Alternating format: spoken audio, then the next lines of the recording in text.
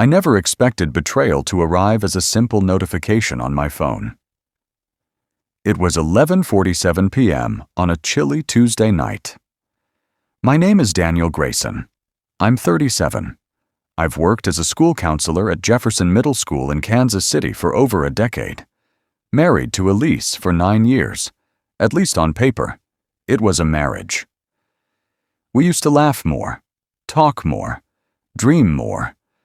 But slowly, things shifted. The connection thinned like old thread ready to snap. I noticed her pulling away, emotionally first, then physically. She started working late, missing dinners, stepping outside to take mysterious calls. Her phone, once left casually on the counter, now stayed glued to her or locked away. I chalked it up to stress, the economy, deadlines. Until that night when a message popped through our old shared cloud backup, something I'd forgotten even existed. She didn't know the devices were still linked. The text was meant for her sister, Lauren, but it landed in my inbox like a knife to the chest.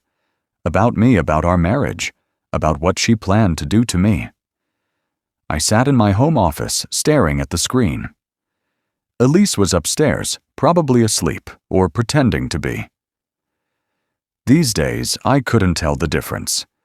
He's such a weak man. The next message read, "The judge will believe anything I say." I didn't storm upstairs, didn't wake her up demanding answers, just sat there in the dark, listening to the house settle around me. The same house I'd been paying the mortgage on for 7 years. The same house where I'd painted every room, fixed every broken pipe, replaced every worn-out appliance. Something had been eating at me for months. Little things. The way she'd grown distant, how she'd started working late 3 nights a week, always at her marketing firm, always with deadlines that couldn't wait. How she'd stopped asking about my day, stopped laughing at anything I said, stopped touching me. Unless she absolutely had to. I'd tried talking to her about it.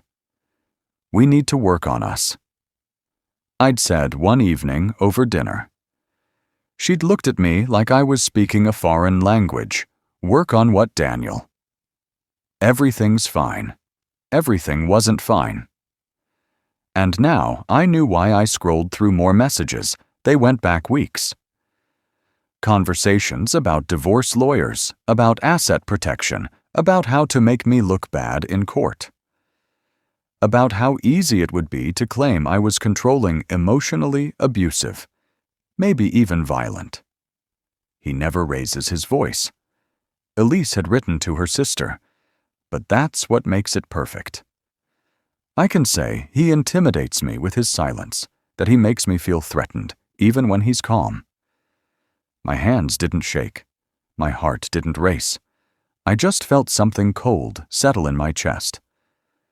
The woman I'd loved for nearly a decade was planning to destroy me.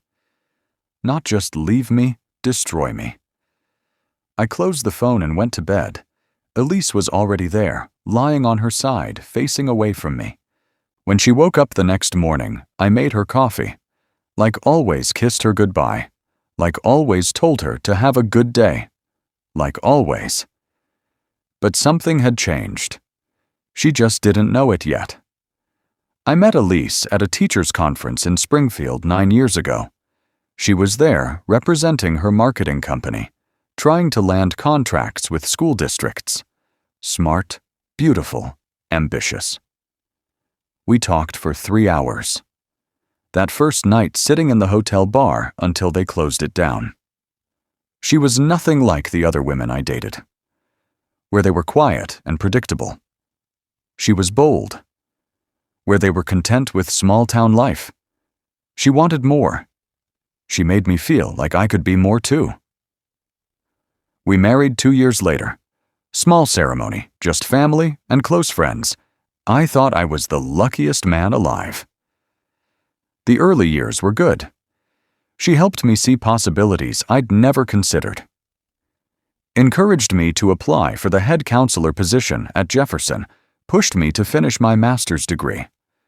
I supported her career moves, too. When Nexora Labs offered her a senior marketing position, I celebrated with her. When she wanted to renovate the kitchen, I learned how to install cabinets myself to save money for better appliances. But somewhere along the way, my support stopped being enough. The promotions I got weren't impressive enough. The money I made wasn't substantial enough. The life we'd built together wasn't exciting enough. "You're comfortable being mediocre," she'd said during one of our last real conversations 6 months ago. "That's your problem, Daniel. You don't want anything badly enough to fight for it." I tried to explain that I was content that helping kids navigate their problems, making a difference in their lives, that mattered to me. That coming home to her each night, building something stable together, that was what I wanted to fight for. She just looked at me with something close to disgust. "You sound like an old man. Daniel, we're not even 40 yet." The warning signs had been there for months. Phone calls that ended when I walked into the room. Weekend trips to visit her sister that I somehow wasn't invited to. New clothes, new perfume, new attitude. I need space to figure things out. She'd told me in February, we'd been sitting at the kitchen table after dinner. Maybe we should consider a trial separation. I'd asked her to try counseling first. She'd agreed, but only showed up to 2 sessions spent. Both of them explaining why our problems were fundamentally my fault. How I didn't understand her needs. How I never listened. How I made her feel trapped. The counselor. Patricia Hoffman had looked at me after Elise stormed out of the second session. Sometimes she'd said carefully, "One person decides they're done long before they tell their partner." Now reading those text messages, I understood what Patricia meant. Elise hadn't been trying to fix our marriage.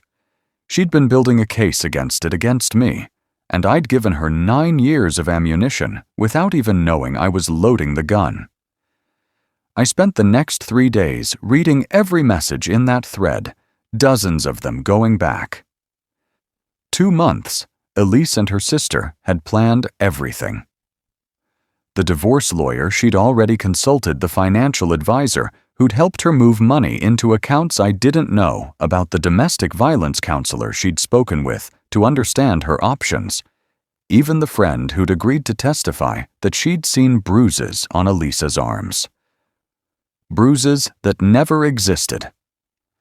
The key is to make him look controlling without being obvious about it, she'd written. Like how he always insists on handling the bills.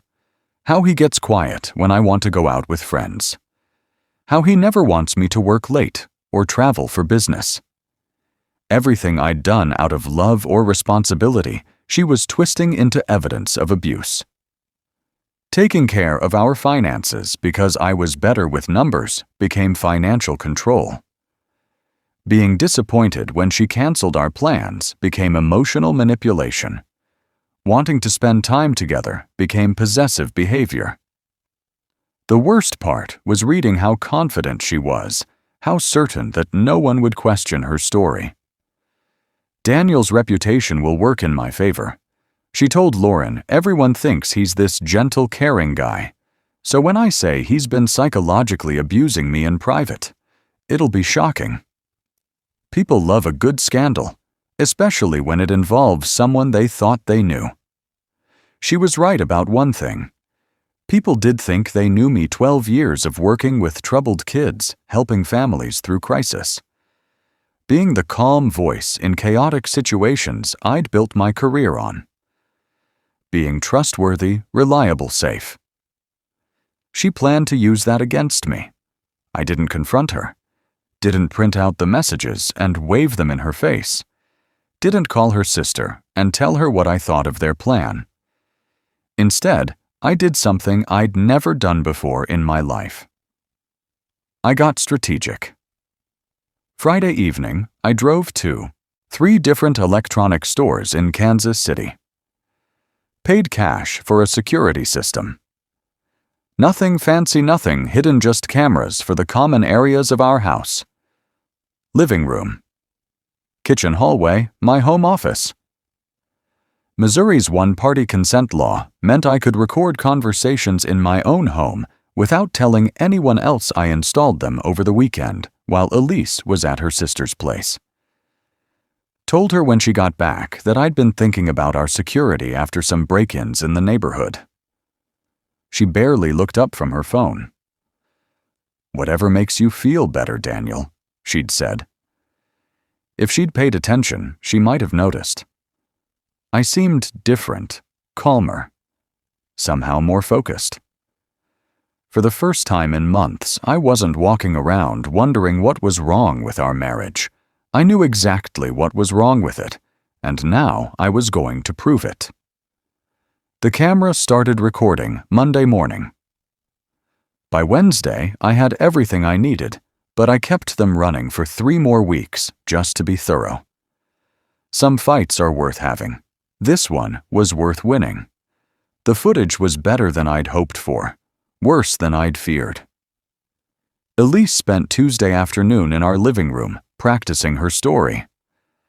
Actually practicing it like lines for a play. Standing in front of the mirror above our fireplace, arranging her face into different expressions of fear and sadness. "He never hit me," she said to her reflection. But the way he looked at me when he was angry, it was terrifying. She tried the line 3 different ways, adjusting her voice each time. Sometimes I felt like he wanted to hurt me, but was holding himself back. She rehearsed for over an hour, talked about how I controlled what she wore, where she went, who she talked to. None of it was true. I'd never told her what to wear, never questioned her friendships. The only time I'd ever asked about her whereabouts was when she didn't come home until 2 a.m., and I'd been worried. But listening to her practice these lies, she almost had me convinced. The tremor in her voice when she described feeling unsafe in my own home. The way she paused and looked away when she talked about my unpredictable moods. She was good at this. Really good Thursday, she had Lauren over for what the cameras caught as a strategy session. They sat at my kitchen table, the one I'd refinished myself 2 summers ago, and carefully drafted the version of events she wanted to present. Lauren pointed at a notebook. "You should mention he keeps you isolated," she said. "Say he gets upset when you go out without telling him first." Elise nodded, rehearsing the line like a script. "I could say he makes me feel guilty for spending time with friends," she added. I had all the credit card statements in my office. Elise had charged $8,000 in the past 3 months alone. Most of it on clothes and dinners. I knew nothing about. Perfect, Lauren nodded. What about emotional stuff? The counselor said. Judges respond to that. I can say he gives me the silent treatment when I disagree with him, that he makes me feel like I'm walking on eggshells. Oh, and the thing about him monitoring my phone. I'd never looked at her phone, never asked. The only reason I'd seen those text messages was because of the shared cloud account she'd forgotten about. This is going to work, Lauren said, reaching across to squeeze Elisa's hand. By the time you're done, he won't know what hit him. They laughed about it. Actually laughed, sitting in the kitchen where I'd made her breakfast every morning for 7 years, planning how to destroy my reputation and my life. The worst part came Friday night. Elise was on the phone with someone, a man I didn't recognize from the voice. She was in the living room, pacing back and forth in front of the couch we'd picked out together. No, he doesn't suspect anything, she was saying. He's too trusting, too. I don't know. Naive, he actually thinks we can work things out. The man said something. I couldn't quite catch. Trust me, after this divorce, I'll have enough to start over wherever I want, And he'll be so damaged professionally, he'll be lucky to keep his job. Who's going to trust a school counselor who abuses his wife? My hands clenched into fists as I watched the footage later that night. She wasn't just planning to leave me. She was planning to make sure I lost everything: my reputation, my career, my ability to help the kids who depended on me. I know exactly what buttons to push. She continued. I've been watching him for years. He thinks his calm, reasonable act makes him look good, but I can spin it, make it look controlling, cold, manipulative. After she hung up, she stood in front of the mirror again. This time, she practiced crying. Actually practiced it. Working up tears and then checking her reflection to see how it looked. I turned off the monitor and sat in my office for an hour staring at the wall. 9 years of marriage. 9 years of believing I knew the woman I'd shared my life with. I'd been living with a stranger who was planning to destroy me for sport. The breakthrough came on a Monday morning in March. Elise thought I'd left for work, but I'd forgotten my lesson plans and doubled back. The cameras caught her on the phone with someone new, a woman this time. Attorney Williams' office. The voice was saying, I've reviewed your initial consultation notes, and I think we have a strong case for spousal support and asset division. Elise was sitting at our kitchen counter, a legal pad spread out in front of her. What about the emotional distress claim I've been documenting everything like you suggested? Excellent. Now you mentioned there were no witnesses to the alleged abuse. That could be a challenge. But if you have medical records? I don't have any, Elise said quickly. He was too smart for that, never left marks. It was all psychological. The attorney was quiet for a moment.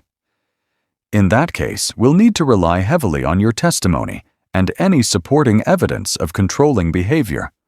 Text messages, emails, financial records showing restricted access. I watched Elise nod eagerly. I can get all of that, and my sister will testify she's seen how he treats me. Good. Now there's something else we need to discuss. Missouri is a no-fault divorce state, but if we can prove domestic abuse, we can significantly increase your spousal support award. The judge will want to see a pattern of behavior. How do I prove a pattern? Elise asked.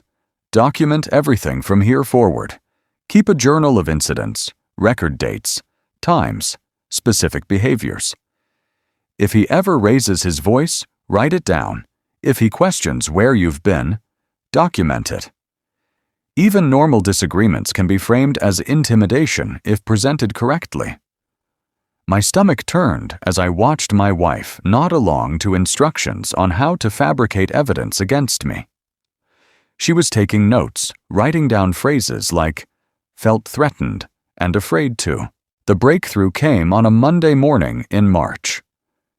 Elise thought I'd left for work, but I'd forgotten my lesson plans and doubled back. The cameras caught her on the phone with someone new, a woman this time. Attorney Williams' office. The voice was saying, I've reviewed your initial consultation notes, and I think we have a strong case for spousal support and asset division. Elise was sitting at our kitchen counter, a legal pad spread out in front of her. What about the emotional distress claim I've been documenting everything like you suggested? Excellent. Now you mentioned there were no witnesses to the alleged abuse. That could be a challenge. But if you have medical records?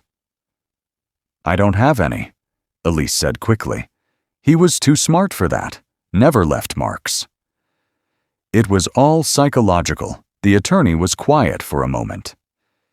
In that case, we'll need to rely heavily on your testimony and any supporting evidence of controlling behavior. Text messages, emails, financial records showing restricted access. I watched Elise nod eagerly. I can get all of that, and my sister will testify she's seen how he treats me. Good. Now there's something else we need to discuss. Missouri is a no-fault divorce state, But if we can prove domestic abuse, we can significantly increase your spousal support award. The judge will want to see a pattern of behavior. How do I prove a pattern?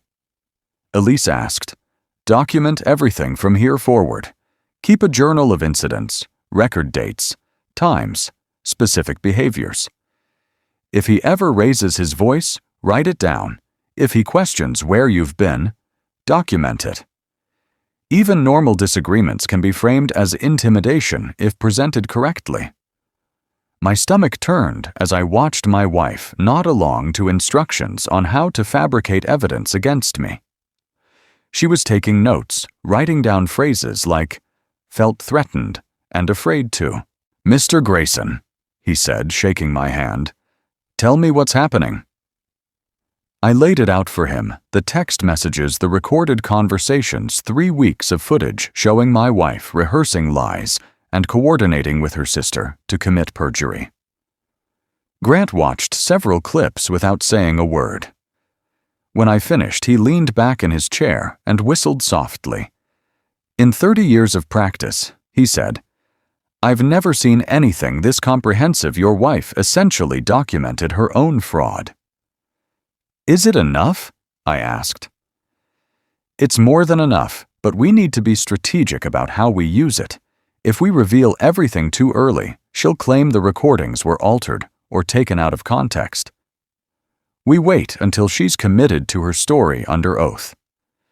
He explained the process. Elise would file for divorce and likely request an emergency hearing for temporary support, claiming she was afraid to remain in the house. She'd present her evidence of abuse. Her attorney would paint me as a dangerous man who'd hidden his true nature for years. Then Grant said, we present the recordings not as a surprise gotcha moment, but as evidence that directly contradicts her sworn testimony. The judge will see that she's not just lying. She's been planning to lie for months. I signed the retainer agreement. That afternoon, Grant would stay in the background until Elise made her move. Then we'd respond with everything we had. One more thing he said as I was leaving. Don't change your behavior at home. Don't give her any reason to think you know what's coming. Act exactly like you always have. That was harder than it sounded. Going through the motions of normal married life while knowing it was all performance. Making conversation over dinner while watching her practice destroying my reputation. Listening to her complain about work stress while she planned to claim I'd caused her emotional trauma. The cameras kept recording. Every day brought new evidence. Elise coaching Lauren on her testimony phone calls with her attorney about maximizing her settlement conversations with friends, where she tested out different versions of her story. The thing about Daniel, she told her friend Jessica over coffee Friday afternoon, is that he's got everyone fooled. People think he's this gentle, caring guy, because that's what he shows the world, but at home, he's cold controlling. Sometimes I feel like he's just waiting for me to give him an excuse to really lose it. Jessica looked uncomfortable. I don't know, Elise. I've known Daniel for years. He doesn't seem like that's exactly what I'm talking about. Elise interrupted. He's got this mask he wears in public. But behind closed doors, it's different. Trust me. Watching that conversation, I realized something that chilled me more than all the rest of it. Combined, Elise wasn't just planning to lie about me in court. She genuinely seemed to believe her own lies. Somewhere in her mind, she'd convinced herself that I actually was the man she was describing. That night, she came to bed later than usual. I pretended to be asleep as she settled in beside me. Daniel, she whispered. I didn't respond. I know you're awake, she said softly. We need to talk tomorrow. My blood turned to ice. After 3 weeks of careful planning, was she finally ready to make her move?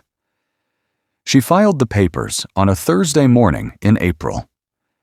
I was at school when the process server found me handing over documents that painted me as a psychologically abusive husband who'd isolated and controlled his wife for years. The emergency hearing was scheduled for the following Tuesday. According to the filing, Elise was requesting temporary custody of all marital assets, exclusive use of our home and monthly support, while she recovered from years of emotional trauma. I called Grant immediately. She took the bait, he said. Now we wait for her to commit to her story under oath. The hearing lasted 4 hours. Elise sat at the plaintiff's table in a conservative blue dress, looking fragile and frightened. Her attorney, Jennifer Walsh, presented a compelling case. 9 years of marriage to a man who appeared supportive in public, but was controlling and emotionally abusive in private. Elise testified for 90 minutes.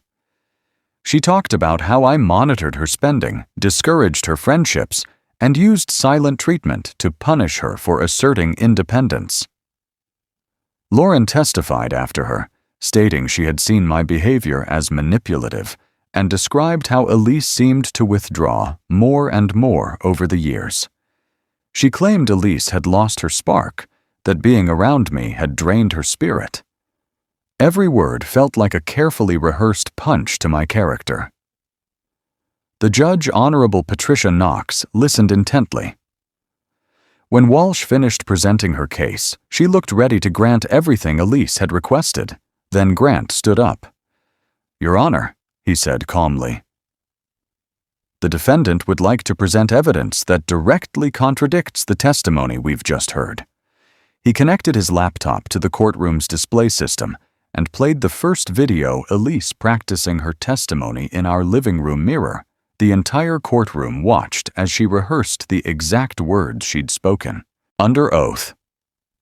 30 minutes earlier, Walsh objected frantically. The judge overruled her. Grant played clip after clip. Elise coaching Lauren on perjury phone calls with her attorney about fabricating evidence conversations where she laughed about destroying my reputation. The courtroom was silent except for the sound of my wife's voice recorded in our home. Planning to commit fraud against the court system.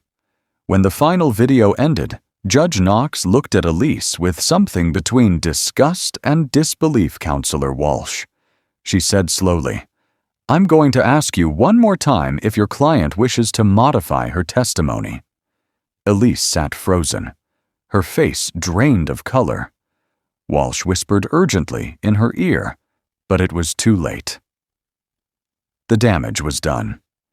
Judge Knox dismissed the case with prejudice and awarded me exclusive use of all marital assets pending final divorce proceedings. She also referred the matter to the district attorney for potential perjury charges. Elise stumbled out of the courtroom without looking at me once. The divorce was finalized 3 months later. Elise got nothing beyond her personal belongings and her car. No alimony, no property settlement, no spousal support. Her attorney had withdrawn from the case the day after the hearing, leaving her to represent herself. She moved back in with Lauren while looking for work. Word had gotten around about what happened in court. The marketing industry in Kansas City isn't that big, and her reputation for dishonesty made her essentially unemployable. I stayed in our house for another year, then sold it. Too many memories of a life that had never been real. I found peace in simplicity. A smaller home, a quieter street, and no more pretending. Evenings became about sawdust and smooth wood, not stress and second-guessing. The students at school would sometimes ask why I smiled more, and I'd just say, "Because I'm finally living in truth." I never thought I'd start over at this stage in life, but healing isn't bound by age. You just have to want it more than the comfort of your pain. I haven't seen Elise since, and honestly, I don't feel the need to. I don't carry anger anymore, only gratitude that I got out in time. Recently, someone new came into my life. Her name's Grace.